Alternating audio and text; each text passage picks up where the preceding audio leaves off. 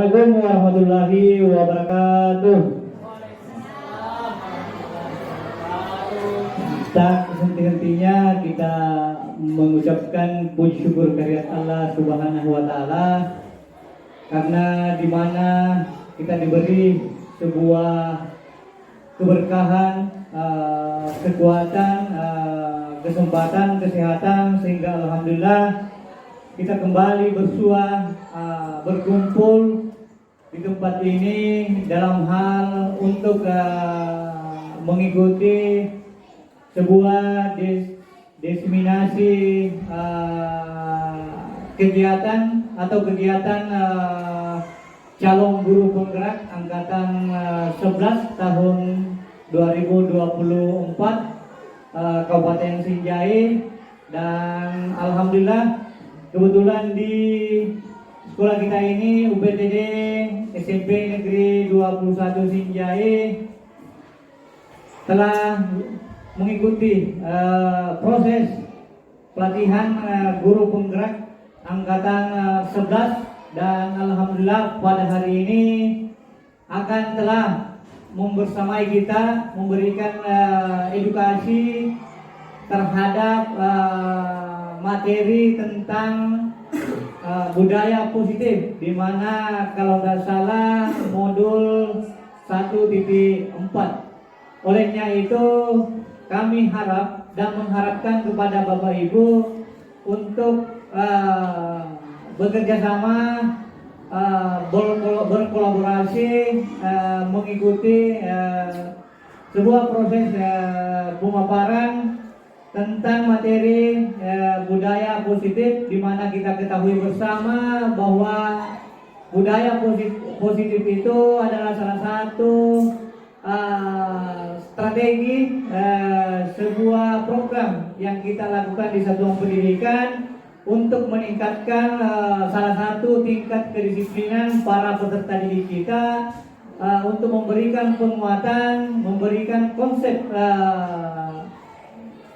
pemahaman, sehingga di mana penerapan di dalam tata tertib sekolah itu akan dilaksanakan sebagaimana yang kita harapkan atau sebagaimana yang kita impikan, di mana siswa kita telah memiliki sebuah karakter dalam hal tingkat kedisiplinan, tingkat kerjasama, tingkat kepercayaan, tingkat kesungguhan untuk menjalankan sebuah aturan, sebuah tata tertib yang sifatnya tidak mendapatkan sebuah hukuman. Karena apa? Di mana budaya positif ini adalah bagian atau konsep yang bisa diterapkan untuk menguatkan sebuah karakter terhadap itu sendiri. Olehnya itu, dengan harapan kepada ibu yang telah memberikan sebuah penguatan tentang budaya positif, agar betul-betul tergerak hatinya, ketulusannya untuk melaksanakan apa yang didapatkan, mengaktualisasikan, menerapkan di sekolah kita ini, dan bergerak untuk memberikan kita penguatan, baik peserta didik itu sendiri maupun kita sebagai sesama tenaga pendidik, sehingga kita terbuka hati untuk bergerak dan menggerakkan apa yang kita programkan di satuan pendidikan kita ini, yaitu mewujudkan siswa yang penuh dengan keceriaan, bebas dari sanksi-sanksi, bebas dari hukuman, bebas dari tindakan bullying, karena dengan adanya itu penerapan yang kita terapkan dalam hal budaya positif. Dan untuk lebih mengefektifkan waktu dengan hal ini, kepada Ibu kami persilahkan. Terima kasih atas kesempatan yang diberikan kepada saya. Bismillahirrahmanirrahim. Assalamualaikum warahmatullahi wabarakatuh. Yang terhormat Bapak Kepala Sekolah, yang terhormat Bapak Ibu Guru hebat UPTD SMP Negeri 21 Sinjai, mohon izin Bapak Ibu, saya menyita waktu tak kurang lebih dari 1 jam, karena salah satu tugas dari CGP ini adalah bagaimana mendiseminasikan tentang budaya positif, ya. Seperti yang kita lihat di atas bahwa saya akan mendefinisikan tentang budaya positif ya. Jadi saya Rizkalisa angkatan 11, saya baru calon guru penggerak ya. Jadi saya baru calon Bapak Ibu. Bicara tentang budaya positif ya. Saya kira hal tentang budaya positif bukan lagi hal baru bagi Bapak Ibu guru hebat ya. Budaya positif ya merupakan perwujudan dari nilai-nilai atau keyakinan universal yang diterapkan di sekolah. Budaya positif di sekolah tidak dapat diciptakan secara instan, akan tetapi perlu tuntunan dan tauladan seorang guru. Ya, tentang budaya positif. Seperti yang sudah disampaikan Bapak Kepala Sekolah tadi dan selalu didengung-dengungkan bahwa budaya positif itu tidak bisa tercipta, tidak bisa terlaksana secara cepat, secara instan. Tapi harus ada tauladan atau harus ada contoh bagi anak-anak kita. Jadi saya berharap Bapak Ibu guru hebat, marilah kita sama-sama menjadi tauladan atau menjadi contoh dari anak didik kita. Ya, selanjutnya tentang menurut KHD konsep pendidikan ya. Jadi di guru penggerak kami diajarkan tentang pendapat tentang menurut Ki Hajar Dewantara. Ya, jadi konsep pendidikan menurut Ki Hajar Dewantara itu ada 3. Yang pertama yaitu ingarsa ingarso sung taladah ya. Jadi guru sebagai suri tauladan anak dan siswa. Jadi guru di sini berperan sebagai suri tauladan. Guru berperan sebagai contoh untuk anak didik kita. Kemudian yang kedua, Ingmadia Mangunkarso ya, yang di tengah memberikan semangat ataupun ide-ide yang mendukung. Jadi marilah kita sama-sama memberikan semangat kepada anak didik kita, memberikan ide-ide yang cemerlang untuk anak didik kita. Kemudian yang ketiga, tuturi handayani, yang di belakang memberikan motivasi. Jadi kita sama-sama memberikan motivasi kepada anak-anak kita bahwa oh inilah yang terbaik untuk kita. Marilah kita bersama-sama memotivasi mereka. Kunci dari budaya positif. Ya, ada kepala sekolah, kemudian ada guru, ada orang tua siswa, kemudian ada masyarakat. Ya, inilah kunci dari budaya positif. Bagaimana kita menerapkan budaya positif? Kuncinya adalah keempat stakeholder ini harus berkolaborasi. Contohnya, kita punya program di sini, ya bisa dikatakan budaya positif, yaitu getaran pena. Jadi saya mengangkat contoh bagaimana kita berkolaborasi antara guru dengan orang tua siswa. Jadi kita berkomunikasi dengan orang tua siswa bahwa di setiap hari Senin itu sekolah kita punya kegiatan. Sekolah kita punya kegiatan yaitu getaran pena. Jadi orang tua siswa ketika anaknya pulang terlambat itu sudah tersampaikan bahwa oh anakku punya kegiatan ternyata di sekolah yaitu getaran pena. Ya itulah mungkin salah satu contohnya. Ya, dalam membangun budaya positif, ingat sekolah wajib menyediakan lingkungan yang positif, aman dan nyaman agar murid mampu berpikir dan berinovasi dengan merdeka, mandiri dan bertanggung jawab. Jadi marilah kita berpikir bahwa ketika lingkungan kita positif, ketika lingkungan kita nyaman, pasti anak-anak kita juga merasa nyaman. Ya, disiplin berkaitan dengan nilai kebajikan dan kontrol guru terhadap perilaku murid. Jadi budaya positif itu tidak terlepas dari pembiasaan Bapak Ibu guru hebat. Ya, kemudian selanjutnya, ya konsep utama modul budaya positif. Ya, inilah inti yang saya akan sampaikan tentang konsep utama modul budaya positif. Yang pertama yaitu ada perubahan paradigma belajar. Kemudian yang kedua ada disiplin positif. Yang ketiga motivasi perilaku manusia. Kemudian ada keyakinan kelas. ada kebutuhan dasar manusia, kemudian 5 posisi kontrol dan segitiga restitusi. Ya, jadi saya akan menyampaikan beberapa yang tertera di atas. Ya, yang pertama yaitu tentang perubahan paradigma belajar. Ya.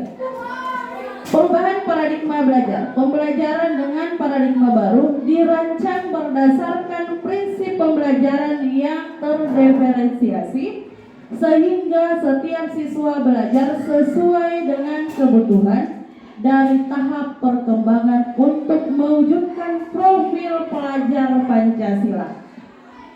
Ya, di sini bisa kita lihat tentang profil pelajar Pancasila. Ya, di kurikulum Merdeka ini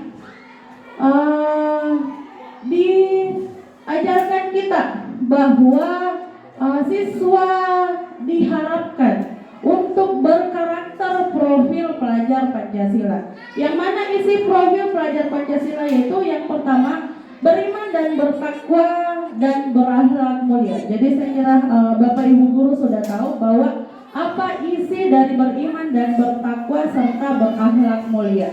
Kemudian ada mandiri, ada berpikir kritis, kemudian ada kreatif, ada bergotong royong, kemudian ada berkebinekaan global. Jadi untuk kurikulum Merdeka kita diharapkan siswa yang berkarakter profil pelajar Pancasila. Ya, saya kira semua tercantum dalam diagram profil pelajar Pancasila.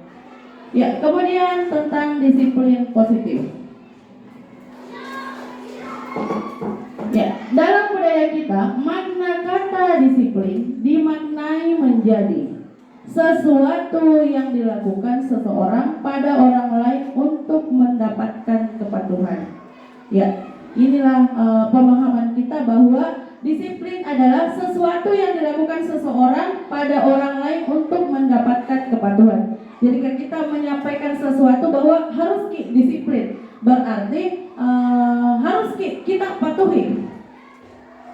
Ya, kemudian disiplin positif pada dasarnya merupakan rasa ketaatan dan kepatuhan terhadap nilai-nilai yang dipercaya dan menjadi tanggung jawabnya atau nilai kebajikan universal. Ya, masih tentang disiplin positif. Ya, konsep disiplin positif merupakan unsur utama dalam terwujudnya budaya positif yang kita cita-citakan di sekolah. Kebanyakan guru sangat tertarik dengan topik pembahasan tentang disiplin. Mereka berpendapat bahwa kalau saja anak-anak bisa disiplin, pasti mereka akan belajar. Para guru juga berpendapat bahwa mendisiplinkan anak-anak adalah bagian yang paling menantang dan pekerjaan mereka. Bagaimana dengan Bapak Ibu? Apakah Bapak Ibu memiliki pendapat yang sama bahwa dengan anak-anak disiplin di dalam kelas, anak-anak itu pasti sudah tahu apa yang kita jelaskan? Apakah Bapak Ibu guru sependapat atau ada pendapat yang sependapat? Sependapat bahwa anak-anak disiplin dalam kelas berarti otomatis anak-anak kita sudah paham apa yang kita sampaikan. Sependapat atau ada pendapat yang lain? Yakin Ki bahwa anak-anak tak kalau di dalam kelas ketika tenang duduk diam disiplin, apakah mereka paham dengan apa yang kita jelaskan? Ya, Ibu mungkin bisa memberikan pendapat. Ya, terima kasih atas kesempatan yang diberikan kepada saya bahwa anak-anak di dalam kelas kalau dia patuh, disiplin, apa yang kita inginkan sebagai seorang guru dia lakukan semua, itu tidak selamanya bahwa dia memahami semua. Bisa saja ada faktor lain seperti memang karakternya anak didik kita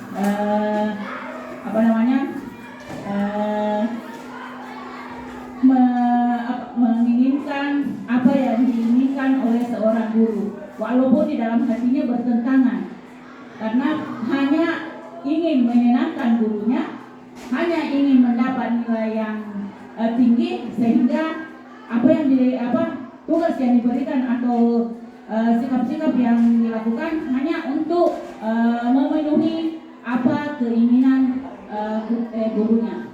Walaupun di dalam hatinya ada pendapat lain, ada kemungkinan yang ingin disampaikan tidak sesuai apa yang disuruhkan oleh gurunya, tetapi tidak ada keberanian untuk menyampaikan, karena disitulah tadi tidak mampu untuk mengutarakan, karena ada mungkin rasa ketakutan yang dimiliki oleh peserta didik. Terima kasih. Terima kasih Ibu atas penjelasannya, atas pencerahannya tentang cerita di atas atau konsep di atas. Mungkin ada dari Bapak guru yang lain. Tadi Ibu guru, sekarang Bapak guru. Terima kasih atas kesempatan yang diberikan kepada kami menyikapi dari apa yang dijelaskan tadi Rizka, bahwa apakah dengan tenangnya siswa di kelas harus sudah mencerminkan bahwa dia sudah mematuhi tata tertib.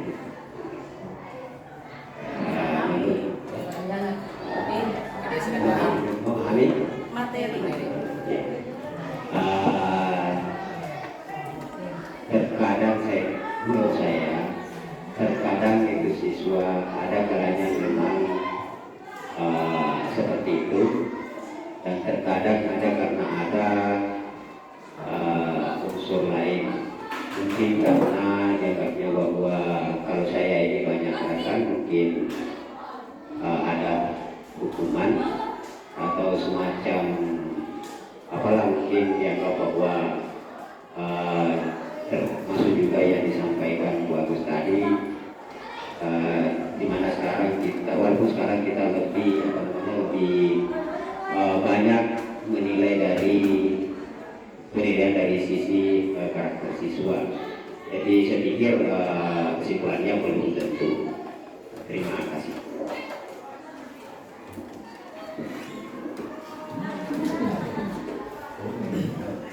Ya, baik, terima kasih Bapak Ibu Guru telah memberikan pencerahan. Ya, jadi yang saya tangkap atau yang saya pahami, apa yang disampaikan Ibu Agustina dengan Pak Mahyudin saya kira sama. Ya, jadi ketika anak-anak kita diam, tenang di kelas, belum tentu mereka paham apa yang kita jelaskan. Ya, kenapa seperti itu? Bisa saja anak kita mungkin mereka bisa paham ketika berdiskusi dengan teman atau membentuk sebuah kelompok. Ya, yang mana kita tahu bahwa dalam kelompok atau berdiskusi itu biasanya riuh, biasanya ribut. Ya, karena mereka masing-masing berpendapat, kemudian menyatukan pendapat apa yang mereka anggap itu benar. Ya, jangan lupa bahwa menurut KHD yang saya dapatkan bahwa anak itu mempunyai dua kodrat, yaitu kodrat alam dengan kodrat zaman. Ya, yang mana kodrat alam itu anak-anak sudah punya dari dasar, anak-anak memang sudah punya. Kita tinggal mengasah, kita tinggal mengarahkan, kita tinggal menuntun bahwa ini yang terbaik mungkin. Jadi marilah kita bersama-sama menuntun anak kita. Ya, jadi itu menurut kodrat alam. Sedangkan menurut kodrat zaman, ya, itu dengan adanya perkembangan. Contohnya, bagaimana cara pembelajaran kita atau metode pembelajaran kita dulu dengan sekarang. Ya, saya rasa cukup banyak perbedaannya. Contohnya, saya ambil contoh di diri saya. Saya dulu masih ada bapak guru saya, Pak Arifin. Dulu saya mungkin termasuk siswa yang bandel, tapi ketika bertemu dengan bapak ibu guru, saya dilihat saja itu sudah takut. Oh, ternyata saya ditegur dengan cara seperti ini. Nah, anak-anak kita sekarang seperti apa yang saya lihat atau apa yang saya alami, karena saya sudah bisa mengajar juga anak-anak. Biasanya kita telepon itu kalau tidak disebut namanya itu tidak bergerak. Apakah hanya saya yang merasakan hal itu? Ada Bapak Ibu guru yang merasakan hal yang sama? Iya, jadi seperti yang kita lihat di sekolah tak ini, biasa kita dibawa, kita berteriak atau kita panggilkan kak teman tak. Kalau kita tidak sebut namanya, bahwa panggilkan kak atas nama ini, biasanya itu mereka hanya melihat saja kita, tidak bergerak, tidak beranjak dari tempatnya. Ya, budaya positif merupakan suatu kebiasaan yang bernilai positif di dalamnya, mengandung sejumlah kegiatan yang mampu menumbuhkan karakter murid. Budaya positif perlu dibangun mulai dari diri, dilanjutkan kebiasaan di dalam kelas. Ya, jadi untuk mencapai budaya positif, untuk menerapkan budaya positif, marilah kita bersama-sama mulai dari diri kita. Mulai dari diri kita dulu, baru kita memberikan contoh kepada anak-anak atau menjadi tauladan bagi anak-anak kita. Ya, selanjutnya tentang motivasi perilaku manusia. Ya, di sini ada semacam permainan Bapak Ibu. Saya minta waktu tak, minta kesediaan tak, secara berpasangan mungkin di samping tak saja dengan mengikuti instruksi ini. Ya, jadi ada dua orang yang berpasangan. Yang A memegang atau ya seperti ini yang kita lihat, mengepalkan salah satu tangan, satu saja Pak, bukan dua-duanya. Kita tidak main tinju di sini. Ya, satu saja. Jadi mengepalkan tangan sekuat mungkin, beranggapan nih bahwa di dalam genggaman saya ada satu bongkahan emas atau ada satu harta yang paling saya lindungi. Ya, saya tidak mau harta ini berpindah ke tangan orang lain, atau saya tidak mau apa yang saya genggam ini orang lain tahu. Satu orang yang berperan seperti itu. Nah, yang tugas B atau teman atau rekan Anda bertugas bagaimana caranya supaya teman yang menggenggam harta itu bisa kita buka.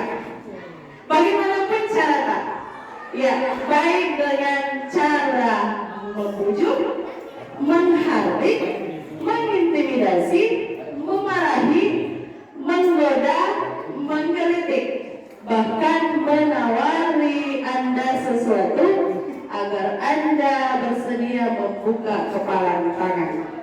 Dipahami Bapak Ibu? Dipaham? Ayo kita praktekkan. Ya, silakan Ibu langsung sama Bu Evi. Siapa yang berperan untuk menggenggam harta?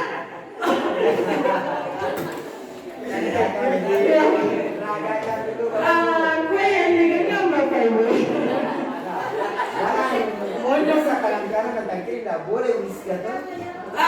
Tangan kanan saja. Ya,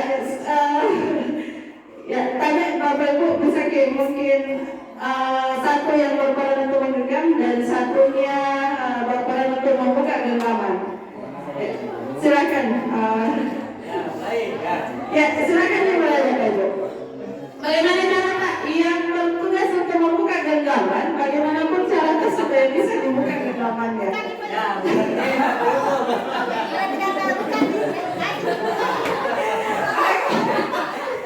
Ya. Coba Ada yang lain? kita baru apa namanya? Coba praktekkan dua ini kita bayangkan apa kira-kira maksudnya berusaha kelihatan apa? Iya, kita praktekkan dulu Bapak Ibu. Berpasangan dulu. Bapak Ibu dengan Pak Ditakir mungkin bagaimana cara tak? Tanpa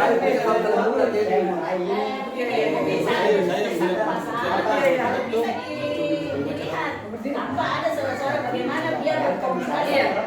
Tergantung bagaimana cara Bapak Ibu. Apakah dengan membujuk kita buka metode tangan, tak mau kalian atau apalah bagaimana cara?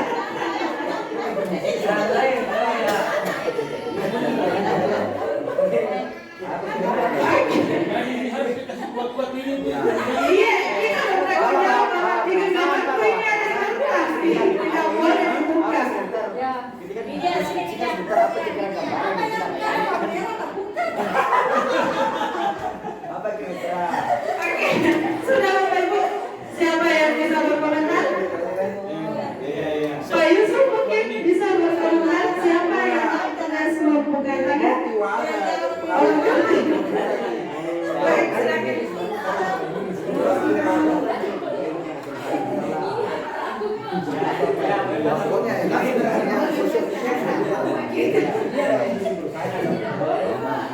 Bagaimana itu?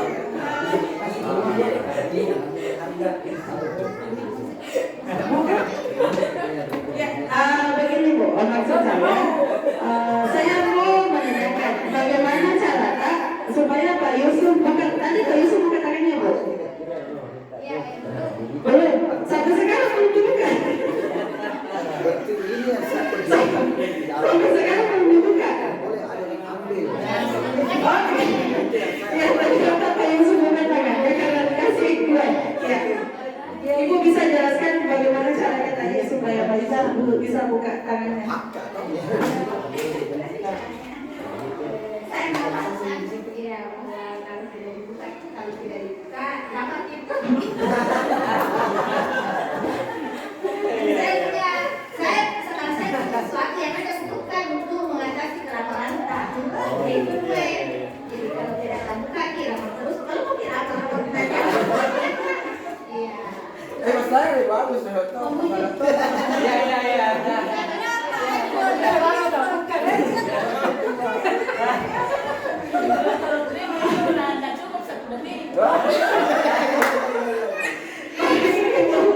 Terima kasih. Ternyata Pak Yusuf bisa tergoda dengan buka. Yang bisa tergoda dengan buka ini dengan cara membujuk bahwa kalau kita tidak buka tangan tak berarti tidak makan mie kue, lapar gitu. Ya betul sekali. Ya dengan cara membujuk. Pak Yusuf mungkin bisa menjelaskan kenapa bisa semudah itu padahal di tangan tak itu ada genggaman emas. Kenapa semudah itu membuka tangan tak? Saya berpendapat bahwa saya dengan rela untuk membuka tangan saya karena ternyata apa yang diwujudkan kepada saya itu memang kebutuhan saya. Seperti itu. Ya baik, terima kasih Bapak. Ternyata ada kebutuhan memang sehingga terbujuk untuk membuka tangannya. Ya, mungkin ada Bapak Ibu guru yang mau berpendapat lagi yang berpasangan tadi. Pak Adi.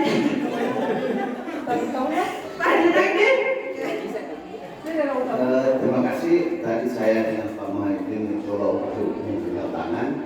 Saya sudah pahami tadi karena apa yang saya dengar tadi adalah merupakan hak saya dan yang merupakan hak saya apapun itu tidak boleh ada yang mengganggu kecuali kalau saya bisa pahami apa kira-kira di atasnya itu dipertimbangkan sudah bisa terbuka. Baik, terima kasih Bapak. Jadi di sini kita hanya berlatih saja bagaimana mempertahankan sesuatu yang betul-betul itu dianggap urgent untuk kita dan bagaimana kita tergoda dengan teman yang lain. Ya, jadi inilah merupakan posisi kontrol. Jadi ternyata ada bapak atau ibu yang bisa dikontrol dari orang lain. Ada juga yang memang betul-betul kontrol dirinya bahwa ini saya tidak mau buka apapun yang terjadi. Ini adalah hak saya, ini adalah harta saya. Ya, jadi di sini ada dua yang kita tahu bahwa ada yang mengontrol kita dan ada pula yang memang kita yang kontrol. Ya, beginilah yang kita terapkan di anak-anak kita kembali ke anak-anak Kak. Bahwa bagaimanapun caranya ke anak-anak Kak, karena seperti yang saya jelaskan tadi bahwa anak itu sudah punya kodrat alam. Ya, bagaimana pengaruh kepada anak didik kita supaya mereka itu bisa terpengaruh dari kita. Ya, saya kira cukup jelas Bapak Ibu. Ya, yang tadi. Ya, ini pertanyaan tadi, kenapa Anda membuka, kenapa Anda tidak membuka, dan siapa yang memegang kendali atau kontrol untuk membuka atau menutup kepala tangan. Ya, seperti yang saya sudah jelaskan tadi, Pak Yusuf dikontrol sama Ibu Kartini. Ya, jadi pengaruh atau betul dari luar. Kemudian tadi tanya dengan Pak Mahyudi, ternyata Pak Dikadir itu memang betul-betul mengontrol dirinya sendiri, ya, tanpa pengaruh dari orang lain. Ya. Jadi kita sama-sama memahami tergantung dari kita Bapak Ibu, apakah kita mau terkontrol dari orang lain, atau kita memang betul-betul mengontrol diri kita sendiri.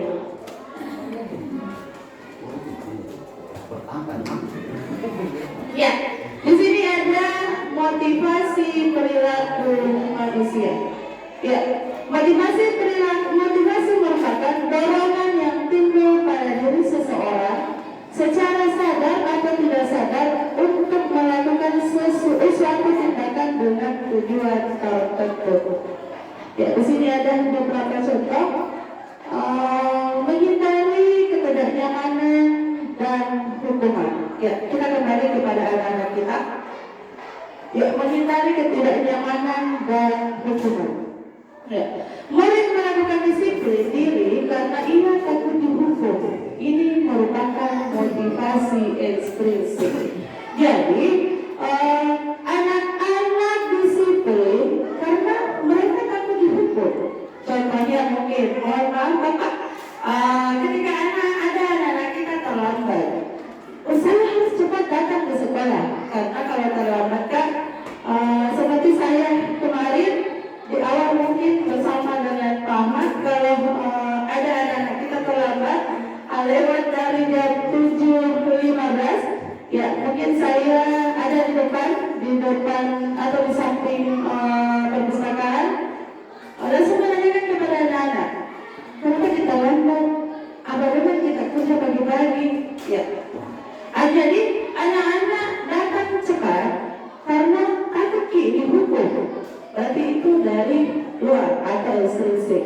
Kemudian yang kedua, mencapai imbalan atau penghargaan dari orang lain.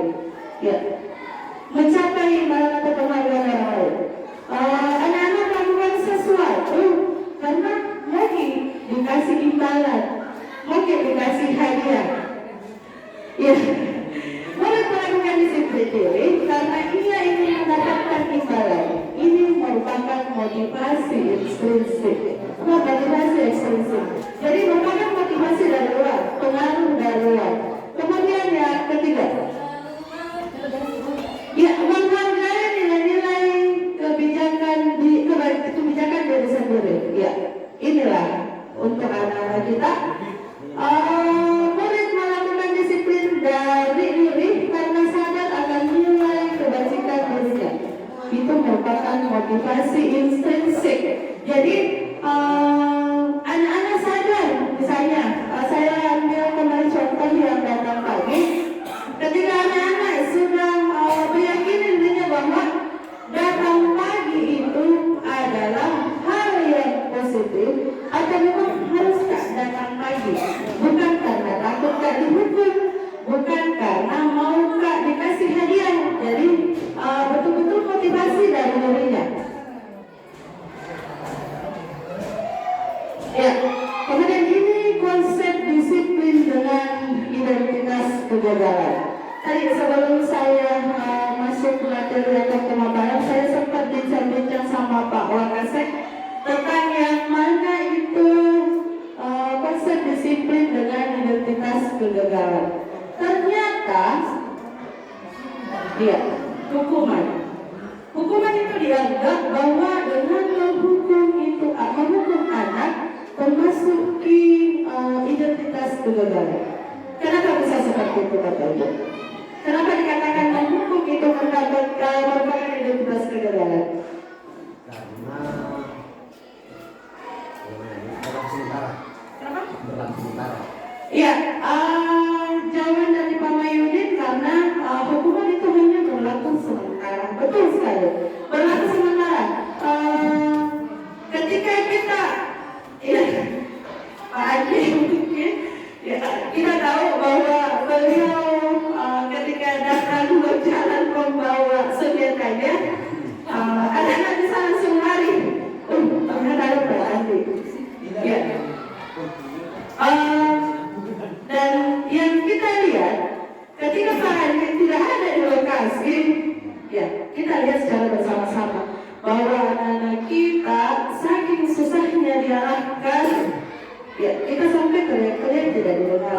Tetapi kalau ada yang keliling bawa senjatanya, ya mereka langsung bertugas tanpa kata apapun.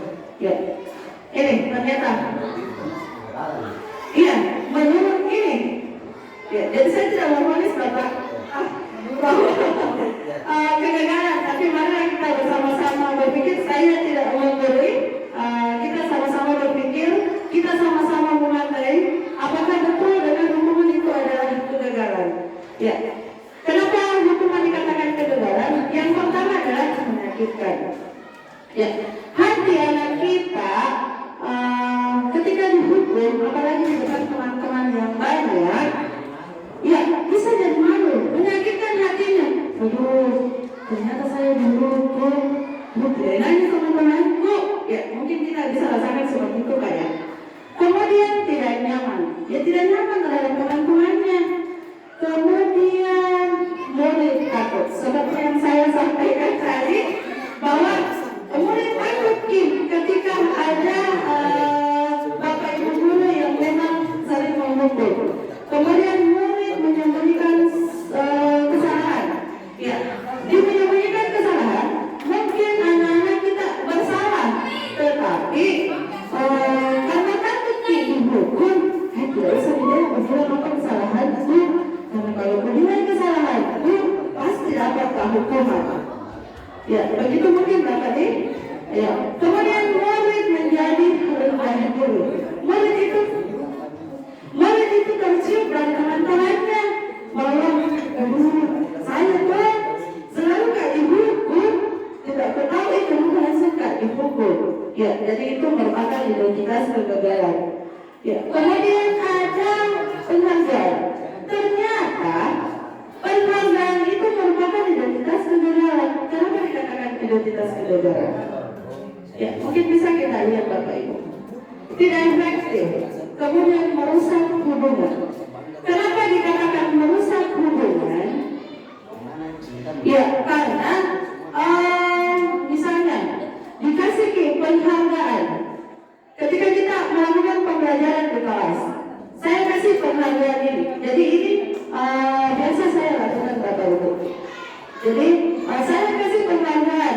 Ini dapat penghargaan karena bisa menjawab apa yang saya sampaikan, apa yang saya tanyakan. Tetapi kenapa dikatakan merusak hubungan? Ketika ada temannya yang lain menjawab pertanyaan, tetapi kita tidak kasih hadiah atau penghargaan, berarti temannya berkata, ya kaulah dia selalu dapat hadiah. Kan bisa seperti itu Bapak Ibu. Jadi merusak hubungan antar teman. Ya, kemudian ada mematikan kreativitas. Kenapa dikatakan mematikan kreativitas? Karena anak-anak tidak kreatif. Anak-anak kreatif karena hanya ingin mendapatkan hadiah. Kemudian menghukum dengan sistem ranking, ya termasuk dengan sistem ranking. Kemudian merampas hak untuk menghargai dirinya.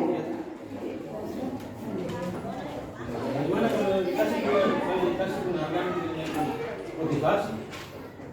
Ya, terima kasih Bapak. Mungkin dengan motivasi itu tidak termasuk di penghargaan Bapak. Ya, jadi kita memuji saja anak-anak. Ini ada pembinaan nambah-nambah sedikit pengetahuan tentang edukasi itu. Ternyata itu kalau penghargaan dengan hadiah itu termasuk identitas kegagalan. Gagal karena misalnya dia mau melakukan sesuatu karena ada mau dikasihkan ada iming-imingnya. Umpamanya dia mendapat itu saat itu dikasih penghargaan baik sama supaya dia tetap belajar terus Iya, terima kasih Pak.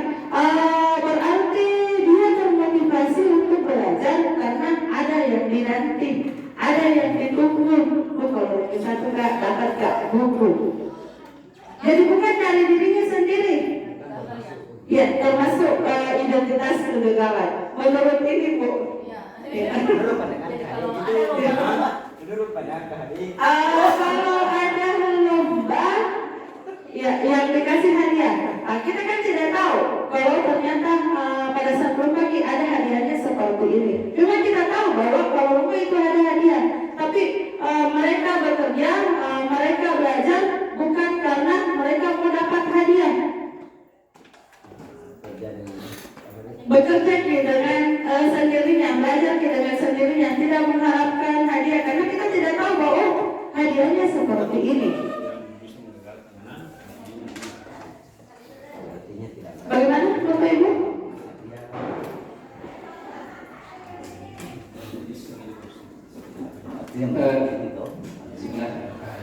Saya mencoba memberikan komentar terkait dengan tadi soalan hukuman dan penghargaan. Kalau dalam konsep yang disebutkan tadi kita sudah paham dari apa yang disampaikan oleh penyanyi. Tapi ketika kita melihat dari konsep agama, ini sebenarnya dalam pendidikan ada hukuman dan ada penghargaan di satu sisi, dan ini tidak istilahnya dalam syariat tidak apa istilahnya seperti itu. Tidak ada penghapusan bahwa istilahnya pasti penghargaan terus dalam konsep sholat misalnya. Itu kan ketika berumur 7 tahun sudah diperintahkan, dan kita ini sebagai orang tua diperintahkan untuk kemudian menyuruh anak untuk sholat. Dan ketika berumur berapa anak? 10 tahun. Itu kan ada perintah di dalam hadis bahwa dipukul dalam pukulan yang mendidik tentunya. Dalam artian bukan berarti saya istilahnya tidak setuju dengan konsep yang disampaikan tadi, tapi kemudian untuk porsi tertentu, maksud misalnya ketika kita lari ke dalam konsep lingkungan sekolah, ada kondisi tertentu misalnya, dan memang ada karakter anak yang untuk kemudian mencoba menanamkan kedisiplinan pada dirinya dalam waktu yang sangat singkat 3 tahun saja. Ada memang yang membutuhkan ceritanya dihukum untuk kemudian mendapatkan hal positif itu. Dan di satu sisi yang lain, ada memang anak mungkin ketika dihukum dengan kondisi misalnya merasa tersakiti dan rasa rendah anak-anak, tetapi kemudian ketika misalnya mendapatkan penghargaan berupa hadiah misalnya dari bapak ibu gurunya, boleh jadi dengan itu akan membuat dia termotivasi. Karena kalau misalnya kita mau melihat dari konsep agama, orang bekerja dasarkan misalnya karena Allah Subhanahu Wa Taala, itu memang persoalan dia. Istilahnya kita sama-sama rasakan berat memang, dan untuk kemudian menanamkan pada diri anak belajar saja misalnya yang berbagai kebutuhannya. Misalnya kita mencoba memberikan konsep bahwa belajar itu adalah ibadah, itu sangat berat, dan itu sebenarnya kerja kita memang yang dibutuhkan kesabaran di dalamnya. Terima kasih. Baik, terima kasih Bapak atas pencerahannya. Ya, menghukum di sini bukan berarti kesalahannya yang dihukum. Mungkin bisa mendidik atau bisa lihat yang ini. Ya, konsep disiplin dengan identitas sukses. Ya, ini mungkin bisa memberikan konsekuensi. Misalnya, ketika ada siswa misalnya merusak baju temannya, menjatuhkan kancingnya atau merobek baju temannya, apa yang kita berikan? Kita arahkan bahwa ayo kita perbaiki baju teman A, kita jahit baju teman A. Itu bukan hukuman, tapi memberikan konsekuensi. Kita merusak, berarti kita harus tanggung konsekuensinya, harus memperbaiki. Itu bukan hukuman. Ya, betul Pak. Beda tipis, tergantung bagaimana kita memaknai. Apakah ya, kalau hukuman dan sakit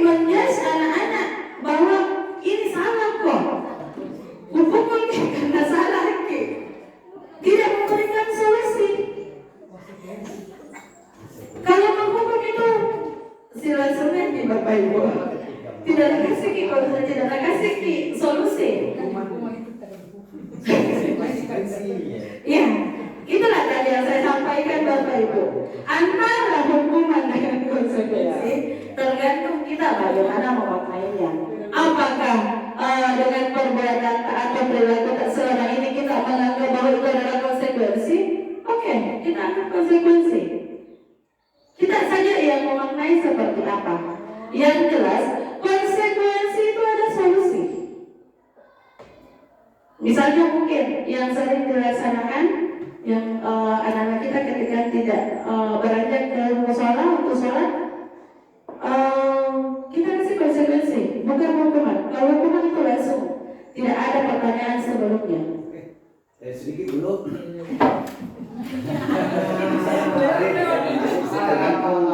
Ini masalah konsekuensi, kebetulan saya di sini sering biasa menghukum anak-anak. Jadi mungkin sebelum saya menjadi hukuman anak-anak, saya selalu bikin kesepakatan semua peserta siswa bahwa suatu saat nanti kalau kita melanggar pokoknya balik keluar tidak pergi salat, saya hukum seperti ini. Makanya saya bikin itu tadi kesepakatan. Jadi ketika saya sudah bikin kesepakatan, saya enak memberikan konsekuensi dengan nyaman.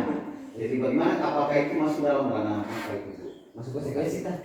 Oke. Ya, kayaknya alat Bapak Ibu nih. Ya, terima kasih atas semangat semua. Ya, seperti yang disampaikan Pak Adil tadi bahwa sebelum melakukan tindakan atau sebelum bertindak ada kesepakatan dulu. Ya, jadi ada kesepakatan tak sebelumnya bahwa ini kita sepakat kalau terlambat di sholat, tadi saya dengar ada yang terlambat, ada yang cepat, akan ada konsekuensi. Ya, itu bukan hukuman Bapak. Itu termasuk di konsekuensi karena kita sudah sepakat sebelumnya. Kapan ki melanggar, berarti ada konsekuensi membersihkan ki. Karena sudah Ki disampaikan sebelumnya bahwa begini ki. Tapi kita tidak laksanakan, itu bukan hukuman, tapi konsekuensi yang diberikan. Jelas mungkin? Ya. Kalau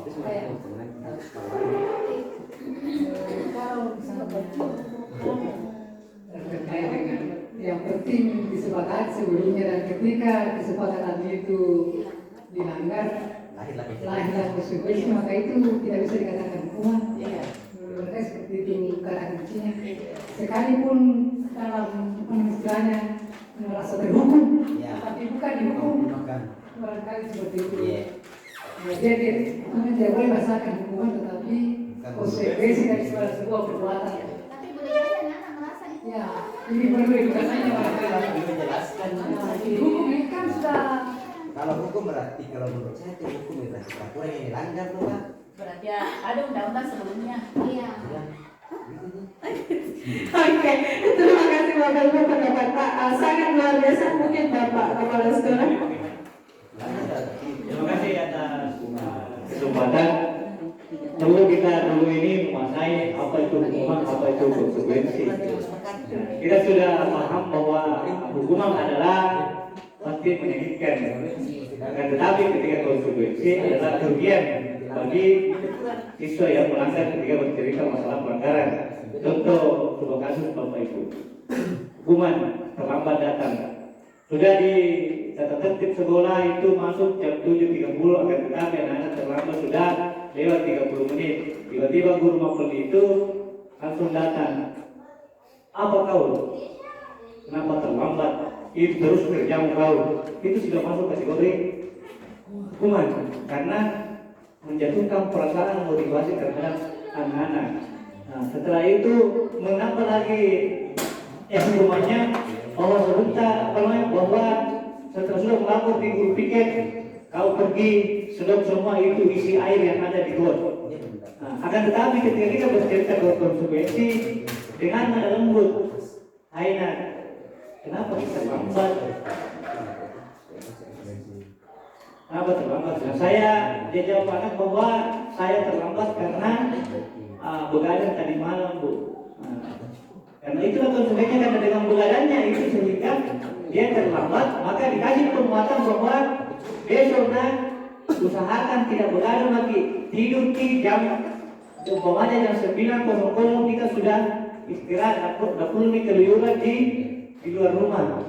Maka itu ketika tidak mau lagi mendapatkan konsekuensinya dalam hal terlambat, dalam hal pembelajaran terlambat karena apa namanya diikuti ini sekian jam karena terlambat karena kita sendiri yang mengakibatkan sehingga mendapatkan konsekuensinya tidak mendapatkan secara maksimal pembelajarannya.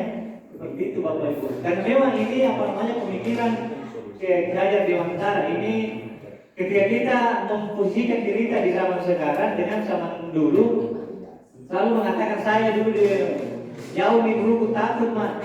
Karena kita tidak pernah membandingkan bahwa zaman sekarang dengan zaman saya dulu itu sangat berbeda. Sekarang memang konsepnya adalah kurikulum itu memang ada maka betul dan jam satu sekali ketika mendidik ya. Makanya ini saya sampaikan kemarin Bapak Ibu setelah saya mengikuti guru penggerak itu saya langsung bilang bahwa saya telah mentah-mentah ini pemikiran Ki Hajar Dewantara. Karena apa? Saya mengambil dasarnya pendiriku. Saya tidak pernah menoleh atau berhenti sejenak memikirkan bahwa apakah semua yang saya lakukan ini mendapat keberuntungan bagi apa yang harapan kami yaitu kedisiplinan. Ternyata dikali kembali Bapak Ibu karena apa rasa takut itu dengan saya oleh polisi bahwa dia takut karena selalu ditekan, ditegasi, dibawakan kayu. Akan tetapi ketika guru yang lemah lembut memang itu terkadang mengatakan mengambil polisi bahwa kalau saya begini karena memang itu yang dia terapkan yang hakikatnya yang sebenarnya. Akan tetapi anak terjadi selalu ditegasi, terasi dengan mengambil kayu itulah sehingga rusak mental anak-anak. Ya, berkata saja katanya apa itu kau bodoh sekali itu sekian ribu semangat anak-anak itu akan hilang. Dan ketika bercerita ribuan semangat kilometer itu kapan kira-kira kita kembalikan untuk dalam posisi stabil sebagaimana tadi itu adalah mental anak-anak. Makanya itu dengan adanya ini kurikulum merdeka memang betul-betul kita sangat betul tenang untuk berpikir jernih bahwa memang apa yang saya lakukan ini kurang tepat terhadap pendidikan terhadap peserta didik kami. Mungkin seperti itu Bapak Ibu untuk memberikan penguatan terhadap antara sanksi dan konsekuensi. Karena terkadang kita memposisikan diri kita bahwa ini hanya sanksi, akan tetapi itu adalah memposisikan diri kita betul adalah konsekuensi, akan tetapi itu adalah sanksi yang kita kasihkan terhadap anak-anak sebagai kecuali. Makanya itu kemarin saya selalu bertegas bahwa buat kesepakatan kelas, kesepakatan pada saat belajar supaya tidak masuk kategori ranah hukuman. Karena ada sanksi yang sudah disepakati ada aturan yang sudah disepakati bersama. Jadi ketika melanggar anak-anak maka nikmati saja sanksinya. Apa konsekuensinya sebagaimana yang kita sepakati. Kan seperti itu Bapak Ibu. Contoh, anak-anak tidak kerja tugas. Sebentar kalau pulang ke sekolah sekian nomor ini buatkan sebuah narasi atau sebuah wacana tentang temanya semarak kemerdekaan HUT dari umpamanya di Bank Indonesia. Itu kan ada konsekuensi. Kalau tidak mau melanggar patuhi aturan itu maka jangan dilanggar. Kalau tidak mau dapat konsekuensi akan tetapi ketika sanksi siapa yang tidak bekerja tugas besok cuci WC dua unit WC harus bersih baru kamu pergi masuk di kelas. Itu kan bagian dari hukuman. Akan tetapi ketika sudah kita sepakati sebelumnya itu bukan hukuman, akan tetapi konsekuensi. Ya seperti itu logikanya. Bisa dulu tadi hukuman Pak. Ya dalam bahasa saya bertanya. Singkat saya itu tadi baru di Indonesia itu diangkut hukuman. Yang diberi hukuman. Sudah dirubah jadi ya semuanya ada kesepakatan. Tapi kesepakatan itu harus dipikirkan tidak mencederai perasaan, tidak terjadi sentuhan fisik. Dengan itu tadi apa itu namanya dapat dari sebuah sanksi, apalagi kita tadi itu hukuman, sanksi hukuman. Sepanjang ini tidak masuk di ranah ini, murid merasa takut ketika dikasih sanksi. Murid menyembunyikan kesalahannya ketika sanksi yang diterapkan, tetapi sifatnya sanksi itu adalah masuk dalam kategori konsekuensi. Itu Pak saya. Sebenarnya ini masalah hukuman yang itu tergantung dari pribadinya si anak. Ya. Tergantung dari si pribadi. Mungkin ada yang umpamanya tadi ada kata-kata kasar, bilang, bodoh sekali kau, tetapi mungkin dalam hatinya dia merasa, anggaplah kita sebagai peserta didik, saya dikata-katai oleh guru saya, apa kau bodoh memang begini.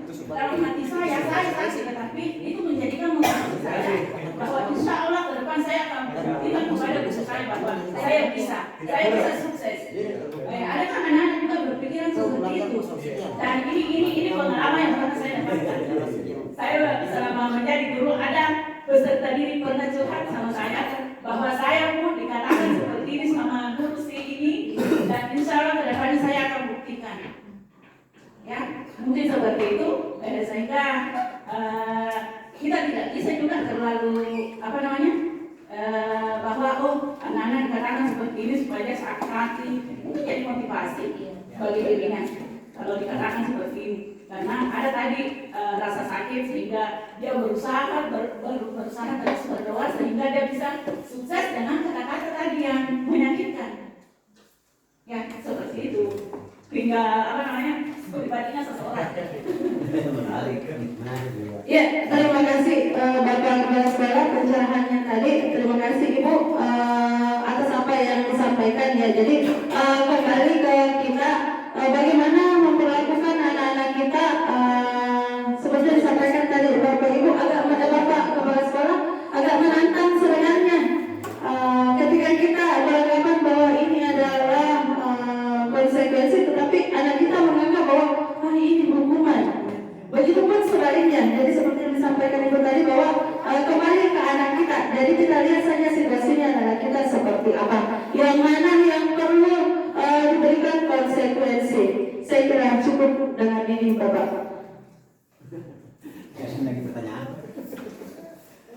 Ya, ini dengan konsekuensi. Ya, jadi ini sudah dijelaskan. Kemudian ada dengan cara restitusi. Ya, dengan cara restitusi ini ada penyelesaian masalah dengan cara restitusi. Jadi sebentar ada materinya bagaimana menyelesaikan masalah terhadap anak-anak kita.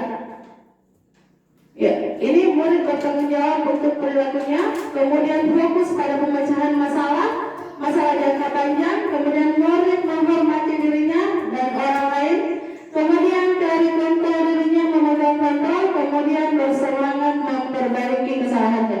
Ini ada materinya sebentar.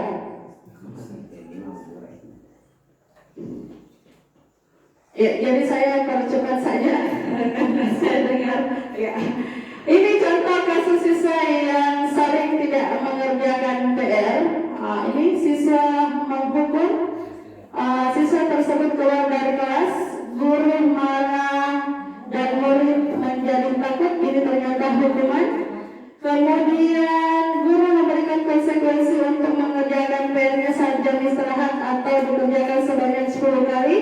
Guru tegas dan siswa menghormati peraturan, ini termasuk konsekuensi. Kemudian selanjutnya guru menanyakan keyakinan kelas atau dirinya, membantu siswa menyelesaikan masalahnya. Kemudian guru terbuka dan siswa menghormati dirinya dan orang lain. Ini termasuk restitusi. Ini kamu ditelur kalau yang Terkadang saya di posisi terhukum. Ya, ini ada beberapa contoh membersihkan WC karena terlambat hadir di sekolah. Ini termasuk hukuman. Kemudian membersihkan lantai karena menumpahkan cairan cat. Ini termasuk konsekuensi. Kemudian berdiri di depan kelas karena tidak mengerjakan PR. Ini termasuk hukuman. Kemudian HP disita saat kedapatan menonton film porno, termasuk konsekuensi. Ya, mengganti buku paket sekolah yang dihilangkan, ini termasuk konsekuensi. Ya, kemudian untuk keyakinan kelas. Ya, kenapa keyakinan kelas? Bukan kesepakatan kelas. Yang selama ini kita kerjakan adalah kesepakatan kelas. Saya juga Bapak Ibu baru tahu, ternyata keyakinan kelas. Kenapa kira-kira bukan kesepakatan kelas? kasih atas kesempatan yang diberikan. Kenapa bukan peraturan keras, bukan keyakinan keras? Karena menurut saya, mungkin saya lupa juga seperti apa kita ada menurut saya ini, karena adanya keyakinan maka bisa terjadi yang namanya budaya positif. Itu mungkin bisa karena adanya kita merasa keyakinan maka tercipta budaya positif. Ya seperti itu. Kalau kita misalnya yakin mau masuk surga berarti positif, kita harus melaksanakan sholat dulu, betul? Ada Ya, kenapa harus keyakinan bukan kesepakatan? Ya, suatu keyakinan akan lebih memotivasi seseorang dari dalam. Jadi kita meyakini, bukan menyepakati. Ya, atau motivasi secara intrinsik, murid-murid pun demikian, mereka perlu melihat, mendengarkan dan mendalami tentang suatu keyakinan. Daripada hanya mendengarkan peraturan-peraturan yang mengatur, mereka harus berlaku begini atau begitu. Ya, ini ada satu contoh kasus Bapak Ibu. Saya kira tidak lama sih ini Bapak Ibu.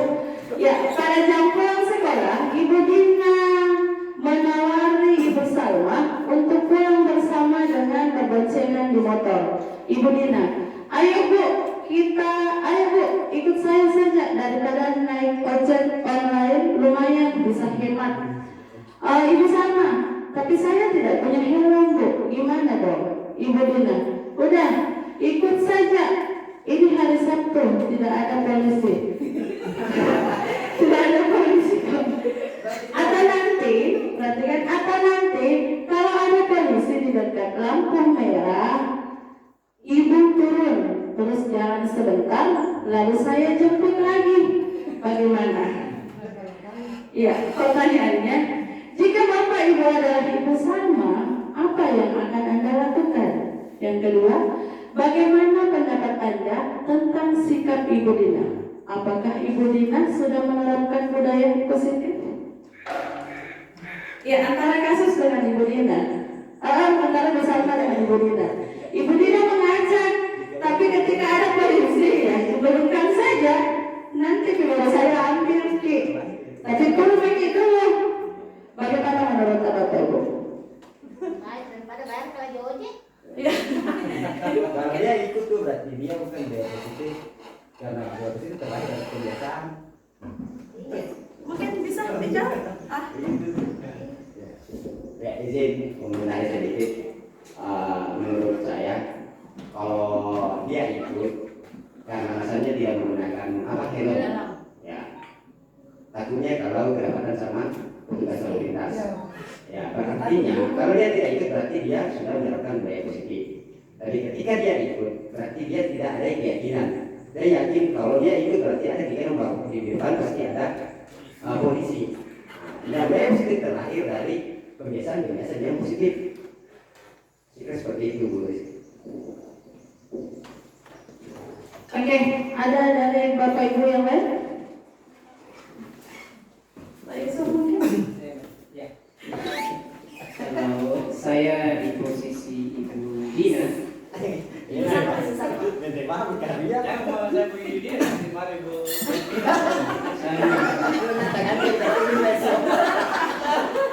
apalagi saya tidak punya motor dan jauh rumahku, maka saya akan ikut.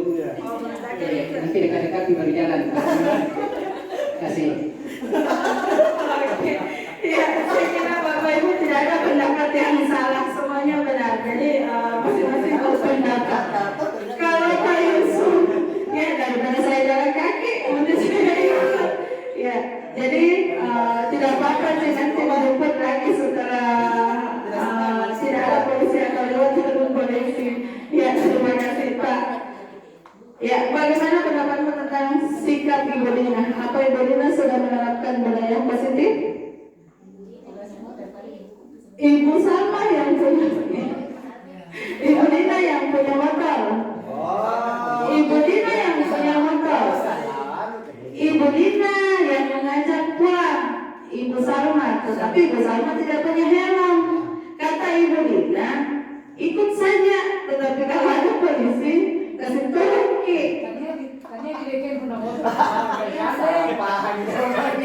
Kalau dirinya di sini sudah menerapkan budaya positif. Iya. Ya. Karena dia mengikuti arahan dari Salma supaya tidak terjebak sama polisi. Jadi dia mengikuti budaya positif supaya dia tidak merugikan dirinya sendiri. Gitu. Salma yang punya motor. Iya. Yang punya motor di sini bukan budaya positif.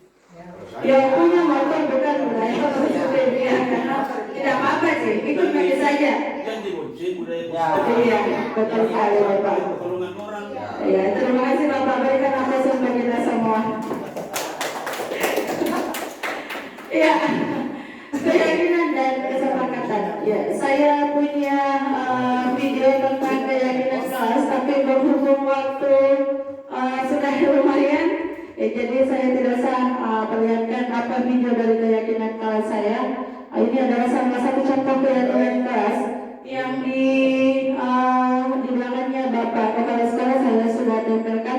Jadi untuk keyakinan kelas itu menggunakan kalimat-kalimat yang positif, sedangkan kesepakatan kelas itu adalah menggunakan kalimat-kalimat yang negatif. Misalnya untuk kesepakatan tidak boleh, jangan, itu berarti kesepakatan. Kalau keyakinan kelas misalnya tidak boleh makan dan minum di kelas. Kalau untuk keyakinan kelas makan dan minum di luar kelas. Jadi ke arah yang lebih positif, tidak menggunakan bahasa yang negatif. Misalnya tidak boleh menggunakan HP di kelas. Jadi kita bisa ganti dengan kata-kata menggunakan HP di kelas ketika Bapak Ibu guru mengizinkan. Itu merupakan kalimat yang positif atau keyakinan kelas. Ya, di sini ada peraturan dan ada keyakinan. Ya, bisa dilarang merokok. Ya, keyakinannya adalah dikesehatan. Ya. Kemudian dilarang membuli, keyakinannya adalah menghargai orang lain. Kemudian datang tepat waktu, keyakinannya adalah disiplin. Kemudian jangan menyontek saat ujian, keyakinannya adalah kejujuran. Kemudian gunakan helm saat berkendaraan, itu adalah keselamatan. Ya. Baik Bapak Ibu, ini masih ada beberapa kebutuhan dasar manusia. Ya, kebutuhan dasar manusia. Ya, di sini ada kembali cerita. Jadi kita baca saja Bapak Ibu.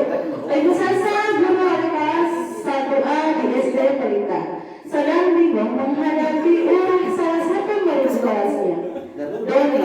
Beberapa anak di kelas 1A telah datang padanya dan mengeluhkan Doni yang seringkali meminta bekal makan siang mereka dengan paksa.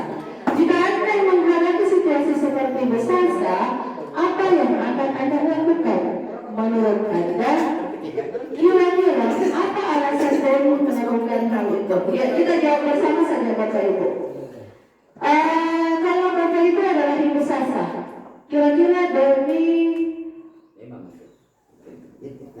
dihadapi dengan situasi seperti apa? Jika Bapak Ibu adalah Ibu Sasa, cara menghadapi atau menyikapi Doni itu seperti apa?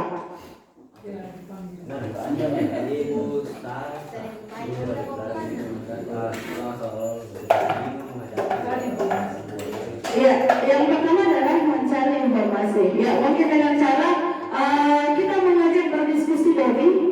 Kenapa kita tidak bawa bekal? Iya. Seperti yang biasa kita lakukan Bapak Ibu, setiap hari Selasa pagi hari, ketika ada anak-anak tidak membawa bekal, pasti kita tanya, nah kenapa kita tidak bawa bekal? Ada yang alasannya tidak dimasakkan kamu, ada yang alasannya lupa Ibu, ya, berbagai jenis jawaban anak-anak. Ada juga yang langsung komunikasi dengan orang tua Doni. Ya, mungkin kita bisa komunikasi dengan orang tua Doni. Kenapa Doni setiap hari Selasa tidak bawa bekal? Apa kira-kira kendalanya? Apa masalahnya? Ya, iya, makan, mau makan, bukan anak-anak yang tidak mau makan. yang dia makan dengan cara mengambil penyanyi temannya. Ya, jadi inilah caranya. Ya, kita menanyakan dulu, kenapa Ki? Jangan Ki langsung kenapa tidak mau makanan? Ya. Ya, ini kebutuhan dasar manusia. Ada kebutuhan untuk bertahan hidup, kemudian ada cinta dan kasih sayang, kemudian ada kebebasan, ada kesenangan, dan ada kekuasaan. Saya kira kita paham semua ini Bapak Ibu tentang kebutuhan dasar manusia. Ya, ini bertahan hidup. Ya, yang bertahan hidup itu ada kesehatan, rumah, makanan, dan pakaian. Kemudian kasih sayang, rasa diterima, rindu, cinta, teman, dan keluarga. Kemudian ada penguasaan, ada ingin diakui, ada memimpin, ada agresif, dan ada ingin dihormati. Ya, kemudian kebebasan, ada mandiri, tidak terkait, pilihan, dan fleksibel. Ya, kemudian ada kesenangan. Kesenangan ini bermain, tertawa, hiburan, dan bergurau. Ya, kemudian ini 5 posisi kontrol guru. Ya, ini menarik sebenarnya Bapak Ibu. Ini 5 posisi kontrol guru. Ada guru sebagai penghukum, ada guru sebagai pembuat rasa bersalah, ada guru sebagai teman, ada guru sebagai pemantau, dan ada guru sebagai manajer. Ya, jadi mungkin bisa dilihat Bapak Ibu di layar tak. Kita berada di posisi guru yang manakah yang di atas? Berhukum tadi. Ya, jujur Bapak Ibu, sebelum saya mengikuti kegiatan ini, saya adalah guru yang berada di penghukum. Apa-apa kasih hukuman. Saya akui itu Bapak Ibu. Saya adalah guru penghukum, tapi untuk sekarang saya mencoba untuk menjadi teman untuk anak-anak kita. Ya, tapi agak susah gampang. Ya, jadi ini susah gampang untuk kita terapkan. Ya, ini ada beberapa gambar. Yang gambar pertama guru sebagai apa? Guru sebagai penghukum. Ya. Kemudian gambar kedua, ya, pembuat merasa bersalah. Ya. Kemudian yang ketiga, guru sebagai teman. Ya. Kemudian selanjutnya, guru sebagai pemantau. Kemudian yang terakhir, guru adalah manajer. Ya. Jadi saya percepat Bapak Ibu karena masih ada 1. Ya, contoh penerapan posisi kontrol. Patuhi aturan lalu berdiri di depan kelas. Ini termasuk apa Bapak Ibu? Patuhi aturan lalu berdiri di depan kelas. Ternyata ini masuk penghukum. Ya. Berapa kali ibu guru harus memberitahu kamu? Ibu guru kecewa sama kamu. Iya, termasuk membuat rasa bersalah. Ayolah yang rajin, buat ibu guru bangga. Kali ini tidak apa-apa kamu salah. Iya, termasuk Kira mau dia ungkap ini kata-kata itu dia. Kira mau jadi ungkap ini. Kalau ini untuk sementara mungkin bisa kalau kita sudah menerapkan secara bersama-sama ini penangkap kayu mungkin bisa diimplementasikan. Tapi kalau masih terus Bagaimana Pak Santek diungkap ini? Kali ini tidak apa-apa kamu salah. coba ayo lah.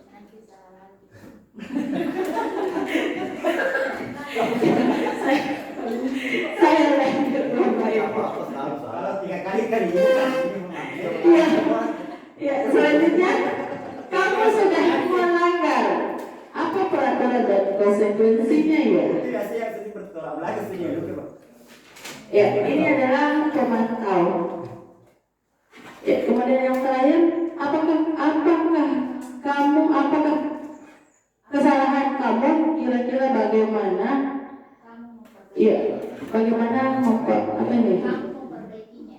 memperbaiki dan memperbaikinya, maaf Bapak Ibu. Ya, ini termasuk manajer. Ya, ini konsep disiplin melalui pendekatan segitiga restitusi. Ya, inilah yang tadi ada yang identitas sukses, ada salah satunya adalah konsep disiplin melalui pendekatan segitiga restitusi. Ya, salah satu cara menanamkan disiplin positif pada murid. Ya, ada tentang pengertian restitusi. Ya, restitusi adalah proses menciptakan kondisi bagi murid untuk memperbaiki kesalahan mereka sehingga bisa kembali pada kelompok mereka dengan karakter yang lebih. Yaitu menurut Dosen 2004. Ya, ciri-ciri restitusi bukan untuk menebus kesalahan, kemudian memperbaiki hubungan. Tawaran bukan paksaan, menuntun untuk melihat ke dalam diri, kemudian mencari kebutuhan dasar yang mendasari tindakan, fokus pada karakter bukan tindakan, kemudian menguatkan dan fokus pada solusi. Ya, bisa kita lihat Bapak Ibu ini. Untuk segitiga restitusi itu kita mulai dari menstabilkan identitas. Menstabilkan identitas. Ya, jadi kita menggunakan bahasa jika misalnya di dalam kelas kita sudah meyakini bahwa makan dan minum itu tidak boleh di kelas. Makan dan minum itu jangan dilakukan di kelas. Kita sudah meyakini seperti itu. Tetapi ketika kita melakukan proses pembelajaran, ada anak kita makan dan minum. Ya, jadi kita selesaikan dengan segitiga restitusi. Pertama-tama kita lakukan adalah memanggil anak tersebut, kemudian kita menanyakan atau menstabilkan identitas. Jangan langsung mengatakan bahwa makan kita di kelas toh, jangan seperti itu. Kita membuat mereka dulu mengakui bahwa saya seperti ini Bu. Ya, jadi setiap orang pasti pernah melakukan kesalahan. Kamu bukan satu-satunya yang pernah melakukan ini. Ya, jadi kita menstabilkan dulu identitas. Kita membuat anak itu mengakui bahwa saya seperti ini tadi Bu. Kemudian yang kedua ada validasi tindakan yang salah. Jadi kita validasi. Ya, contohnya di sini kamu tentu punya alasan. Misalnya makan dan minum. Tadi contohnya kita tahu kenapa saya paling ke sini. Ya, paling ada tidak tahu ibu. Ya, jadi kita bagaimana caranya supaya anak-anak mengaku bahwa iya Bu, saya tadi makan dan minum makan di kelas. Ya, jadi kamu tahu, kamu tentu punya alasan mengapa melakukan itu. Pasti ada alasan tak. Kenapa kita makan? Kenapa kita minum di kelas? Padahal itu sudah keyakinan kelas bahwa jangan makan dan minum di kelas. Ya, setelah kita memvalidasi tindakan yang dilakukan anak-anak kita menanyakan keyakinannya. Apakah masih ingat keyakinan kelas yang pernah kita sepakati sebelumnya? Ya, jadi biarkanlah mereka menyadari dan meyakini bahwa apa yang mereka lakukan tadi itu kurang tepat. Jadi secara mereka langsung menyadarinya dan tidak akan melakukannya kembali, dan mereka mencari solusinya bahwa saya tidak akan seperti ini lagi. Ya, jadi itulah langkah-langkah segitiga restitusi yang sempat saya sampaikan hari ini. Ya, saya kira cukup sekian apa yang saya sampaikan di desiminasi tentang budaya positif ini. Lebih dan kurangnya mohon dimaafkan. Saya tutup dengan ucapan Assalamualaikum warahmatullahi wabarakatuh.